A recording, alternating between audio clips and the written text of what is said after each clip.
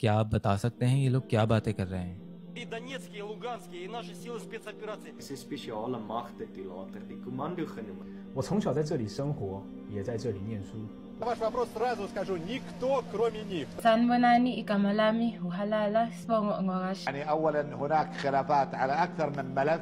नहीं बता सकते क्योंकि ये सारी वो ज़बानें हैं जो हमें नहीं आती। तो अज्यूम करें कि इनमें से किसी ज़बान में आपके बच्चे को एक बुक पढ़ाई जा रही हो और उसे कहा जाए कि 100 पेजेस की वो पूरी किताब याद कर ले। वो रट्टा लगाकर पूरी किताब याद करने में कामयाब तो हो जाएगा, लेकिन कभी इस काबिल नहीं बन पाएगा कि उस किताब की बेस पर माशरे में कोई बदलाव ला सके, क्योंकि उसे पता ही नहीं होगा कि उसने जो अल्फाज रटे हैं उनका असली मतलब क्या था। यानी वो कुएं का मेंढक जिसे कभी पता ही ना चला कि कुएं के बाहर भी कुछ था। स्कूल्स में बच्चों को केजी से ही इंग्लिश ग्रामर और वर्ड्स मीनिंग सिखाई जाती हैं ताकि आगे जाकर वो केमिस्ट्री या फिजिक्स की बुक पढ़ सकें, लेकिन अफसोस कुरान पढ़ने से पहले अरबी ज़बान और ग्रामर नहीं सिखाई जाती। दुनिया में सबसे ज़्यादा पाकिस्तान में हर साल 78,000 बच्चे हाफिज़ कुरान बनते हैं, लेकिन इसके बावजूद भी क्यों हम आज एक फेल्ड इस्लामी नेशन है। जिस मुल्क में इस कदर कुरान पढ़ा जाता हो उसकी ये हालत कैसे हो गई? तो इसका सिंपल सा जवाब है कि यहाँ सिर्फ कुरान पढ़ा जाता है, समझा नहीं जाता। क्योंकि अगर हमने कुरान को सही तरह पढ़ लिया होता जैसा उसका हक था,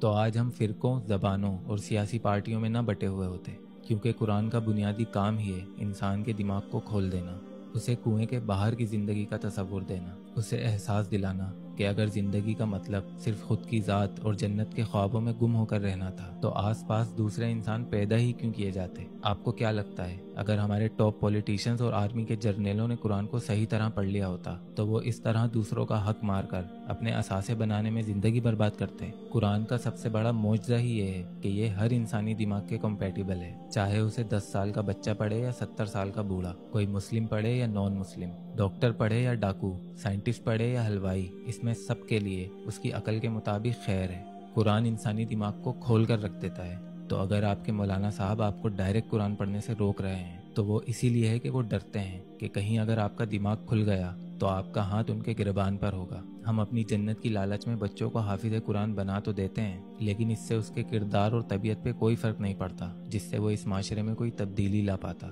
उसे कुरान की हर एक आयत याद तो हो जाती है, लेकिन उससे इस दुनिया को बस उतना ही फ़ायदा पहुंचता है जितना एक 4 साल के बच्चे का मेहमानों के सामने ट्विंकल ट्विंकल लिटिल स्टार पढ़ने से पहुँचता है। तो बस आप इस एजाज़ से सिर्फ दुनिया में ही वाहवाही ले सकते हैं, क्योंकि अल्लाह तो सब जानता है। लॉजिक और मैजिक के बीच में बहुत ही बारीक सी लाइन होती है जिसे पहचानने के लिए अल्लाह ने कुरान को हमारी आंखें बनाकर भेजा है। हम सिर्फ कुरान के टेक्स्ट यानी अरबी ज़बान को मुकद्दस समझते हैं और उसकी फजीलत बस यहीं तक महदूद रखते हैं कि उसके औराकों से तावीज़ बना लिए जाएं, पानी पढ़कर दम कर दिया जाए, मुश्किल में आयतुल कुर्सी पढ़ ली जाए, मुर्दे की जान निकल रही हो तो यासीन पढ़ ली जाए। लेकिन असल जादू तो उन आयतों के मतलब में छुपा है जिसे कोई ढूंढना नहीं चाहता। तो जिस किताब की बेस पर हमारे पूरे दीन की बुनियाद टिकी है आपको उसका ही इल्म नहीं, तो आप फिर किसी भी अल्लामा मौलाना के पीछे बैठकर कहानियां सुनकर वाहवाही करते रहें, अपने फिरकों के बचाव में एक दूसरे को माँ बहन की गंदी गंदी गालियां देते रहें, या अपनी इमेजिनेशन में खुद को जन्नती और बाकियों को दोज़खी समझते रहें।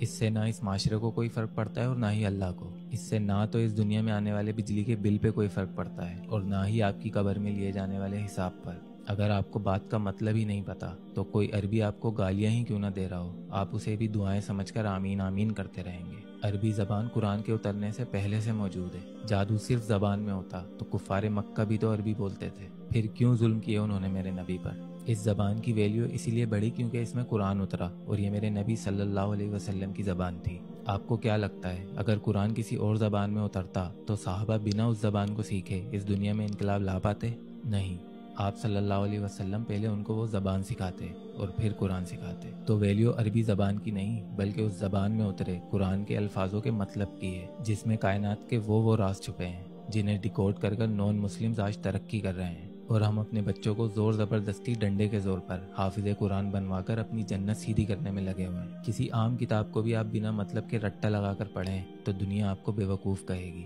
तो हम तो तारीख़ इंसानियत के सबसे कीमती और नायाब लिटरेचर के साथ ऐसा कर रहे हैं, तो क्या असल गुस्ताख़ रसूल हम खुद नहीं हैं?